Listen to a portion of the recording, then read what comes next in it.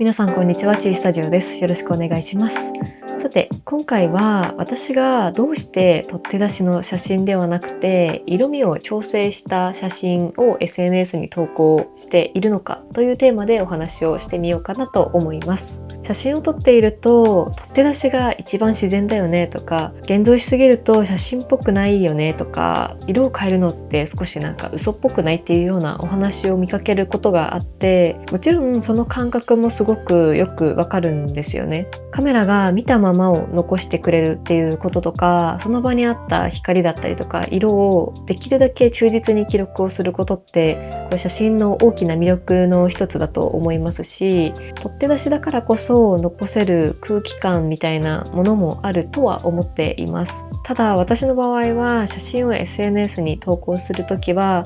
ほとんどの場合は取って出しのままではなくて明るさを変えたりとか色味をちょっと変えたりとか、あとは彩度を落としたりとか、自分の中で写真はこう見せたいなって思う印象に近づけるために色味を調整しています。大きく写真を変えているつもりはなくても、撮った時に自分が感じたその感覚というか、その写真の中で見てほしい部分っていうのがより伝わるように、最後にちょっとだけ自分の感覚を乗せてるっていうような感じに近いのかなと思っています。今回はなぜ私が取って出しではなくて色味を調整した写真を SNS に投稿するのか、そして色を調整することで写真にどんな印象が生まれるのかっていうのを最近撮った写真とかを見ながら少し考えをお話ししていこうかなと思います。ぜひ最後までご覧ください。このチャンネルではカメラのある暮らしをちょっと素敵にをコンセプトに機材レビューや作例紹介、あとは 3D プリンターで作ったカメラアイテムをお届けしています。現在 YouTube のチャンネル登録者1万人を目指して頑張っておりますので、ぜひ登録いただけると励みになります。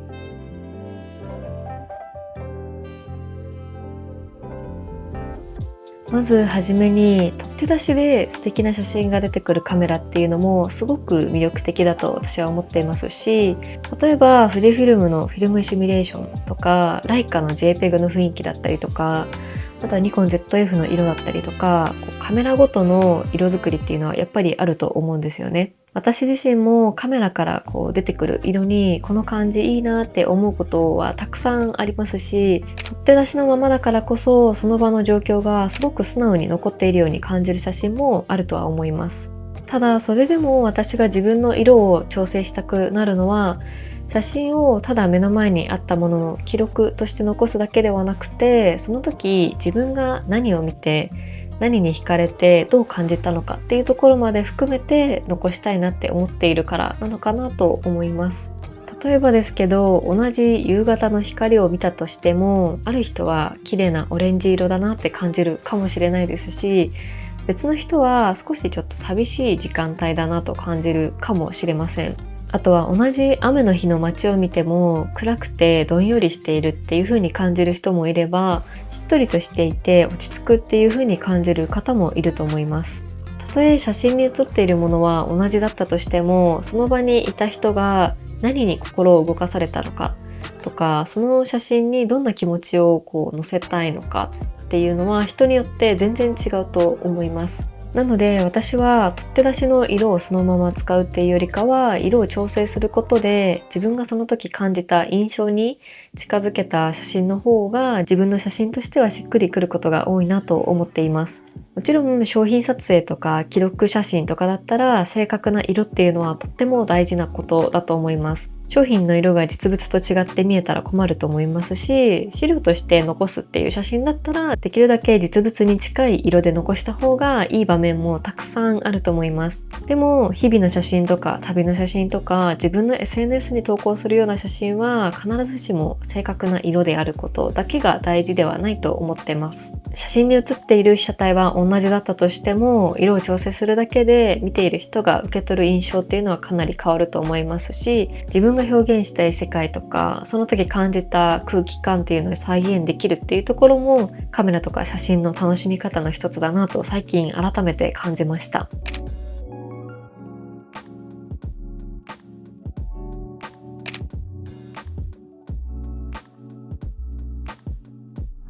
ここからは最近撮った写真をいくつかご紹介しながら、実際にどういうことを意識して色を調整したのかをお話ししようかなと思います。これは最近自分で作った小物を撮影した写真なんですけど、全体的に少し柔らかい印象にしたかったっていうのと、いかにも商品写真っていうよりかは日々の暮らしの中に自然に置いてあるものっていう感じが伝わるような色味を意識しました。全体としては少し淡くて落ち着いた方向に寄せているかなっていうような感じです。写っているもの自体は淡い水色とかピンク、オレンジ、あとは黒いパッケージとか色の要素がいくつかあるもので、そのまま鮮やかに見せようと思えばもっとポップで広告っぽい印象にすることもできると思います。ただなんとなくですけど、今回はいわゆるキラキラした美容系の写真っていうよりかは、自分のお部屋の中で自然に撮ったような少し静かで優しい雰囲気にしたいなと思ったので、色を強く出しすぎないようにしながら全体を少し落ち着いたトーンに整えたっていうような感じです。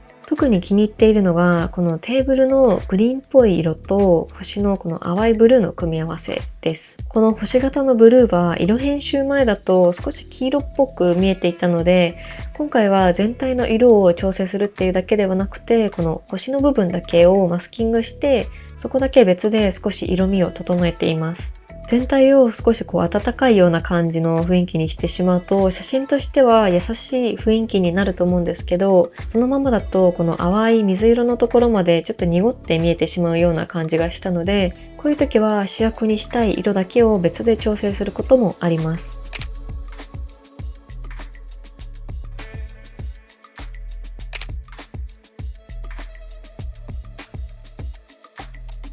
続いてはこちらのカットなんですが、右側にライトが入っているっていうようなカットでは、その暖かい光があることで写真全体が少し優しい印象になったかなっていうような気がしています。単純に写真全体をオレンジの方に寄せすぎてしまうと、せっかくのこの水色とかグリーンの透明感がなくなってしまう気がしたので、暖かさは残しつつも青とかグリーンがちょっとくすんでしまわないように、そこはバランスを見ながら調整をしました。この写真では自分のお部屋の中にある好きなものっていうのを少し丁寧に見つめるようなイメージにしたかったので、コントラストもあまり強くしすぎずに、黒い部分はちゃんと締めながら影の部分は少し柔らかく残すように意識をしています。もしここでこの黒をぐっと締めて明暗さを強くすると、写真としてはもっとかっこよく見えるとは思うんですけど、今回出したかったそのイメージとはちょっと違ったので、全体としてはすごく柔らかい感じにしています。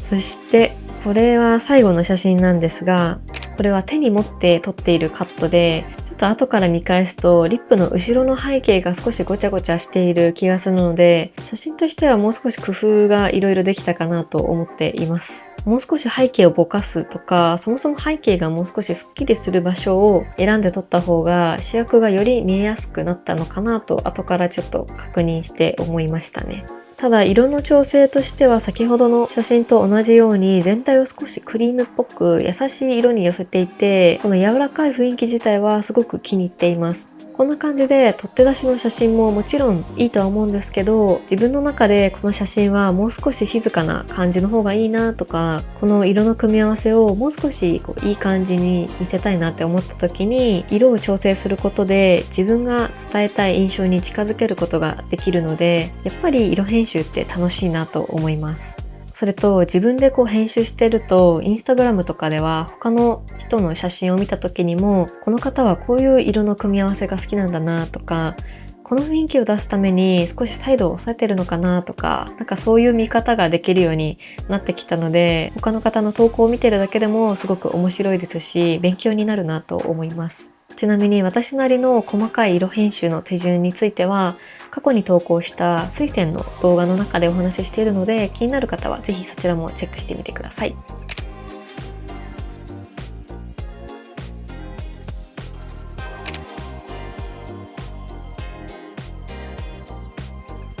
そんな感じで今回は私が写真の色編集をする理由についてお話をしてみましたが、皆さんいかがでしたでしょうか？私にとって色編集は自分がその時に感じた印象とか、その写真で伝えたい印象に近づけるための作業なのかなと思っています。取って出しの良さももちろん楽しみながら、それでも自分の中でこの写真はこういう感じで見せたいなって思う気持ちがある時には、これからも少しずつ色を調整して自分の写真として SNS に投稿していきたいなと思っています。そして写真を撮ることだけではなくて、撮った写真を選ぶことだったり、色を整えること、どの写真を投稿するかを考えるっていうところも含めて写真を楽しんでいけたらいいなと思っています。皆さんは写真を投稿するときは撮って出し派ですか？それとも色味を調整してから投稿する派ですか？また、現像するときに大事にしていることや自分の写真の色について考えていることがあれば、ぜひコメントで教えていただけたらなと思います。私自身もまだまだ自分の色を探している途中ではあるので、皆さんの考えもぜひ聞いてみたいなと思います。それでは今回の動画はここまでです。最後までご視聴いただきありがとうございました。この動画が参考になりましたら、ぜひ高評価とチャンネル登録いただけると嬉しいです。現在 YouTube のチャンネル登録者1万人を目指して頑張っておりますので、ぜひ登録いただけると励みになります。それから写真やものづくりに関する情報は SNS でも随時発信していますので、よければそちらもフォローしていただけると嬉しいです。今後も写真や制作の裏側などをシェアしていきますので、ぜひチェックしてみてください。ではまた次回の動画でお会いしましょう。ありがとうございました。